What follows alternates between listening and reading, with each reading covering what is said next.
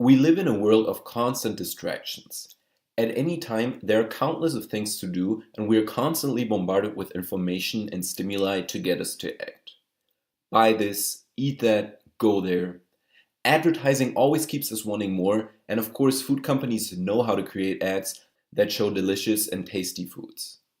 Studies have shown that many people feel very stressed because of this constant information overload, and this is why it's so important you take regular breaks from it all. Unfortunately, our crazy modern routine also makes us forget one vital aspect of motivation: the why. Discovering your personal why is the easiest way to long term motivation. Many people lead their lives by focusing on what they have to do. With all the deadlines and new work, however, they feel that they're never getting ahead. Basically, it can seem like you're sprinting on a treadmill just trying to keep up, and every time you completed one task, it is quickly replaced by another.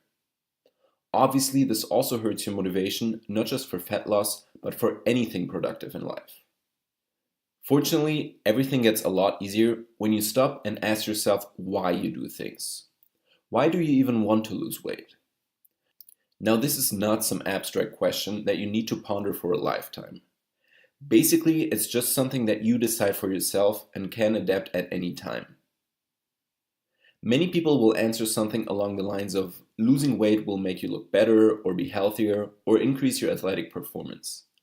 These are all very good reasons, but maybe you should dig a little deeper. Why do you even want to look better or be healthier?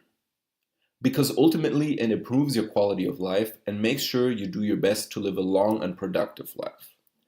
Basically, you want to become a better person.